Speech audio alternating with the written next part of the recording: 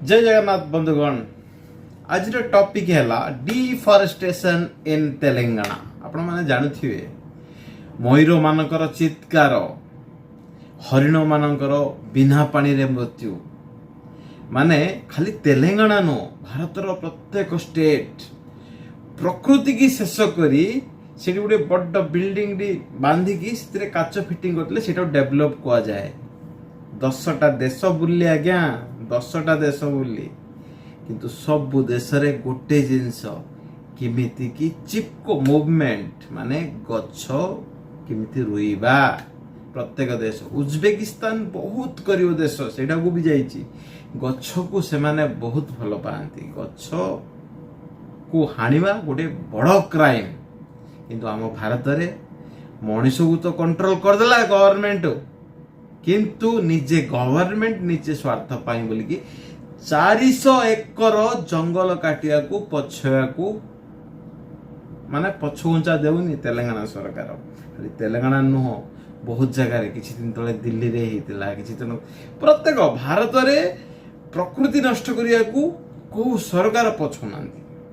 आपण मान देखुथिबे ना ए स्टेट रे जदी कांग्रेस अछि बीजेपी विरोध करथिबो, बीजेपी थिले कांग्रेस विरोध कर। ए मानकर स्वार्थ पूर्ण हे जिवो।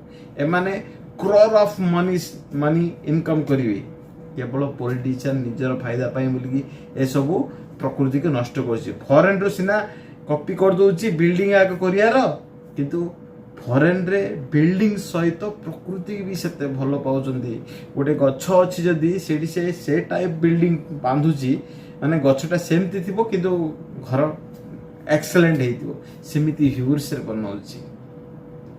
जेतबेले तेलंगाना सरकार कहला ना आमे डेवलप चाहिले किछि किलिंग फॉक्स माने भेड़िया बिलुआ नो भेड़िया माने नष्ट करिया को चेष्टा करचंती किंतु आपण माने गोटे चित्कार जते के के मयूर सुमधुर स्वर रे जो प्रकार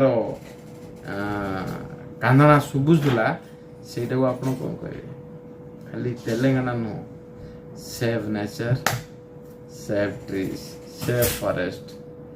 कारण आमर प्रकृति बंचिले ही भविष्य रे सब किछि आमर भविष्य सुरक्षित अछि।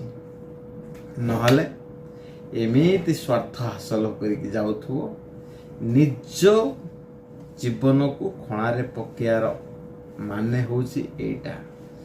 तमे माने तो आदिवासी को अलर्ट कर दलो, मनीष को अलर्ट कर दलो किंतु नेता मानकर केबे घर को जाइछ को टाइप काठ लागी छी। अरे बाबू से टाइप घर से टाइप माने द्वार बंध तार कबाट देखले आश्चर्य जो सेया लोक तो सतर्क हो गले। हाँ गछ आमर माँ परी किंतु नेता केबको बुद्धि आसीबो से मानो ना। धन्यवाद।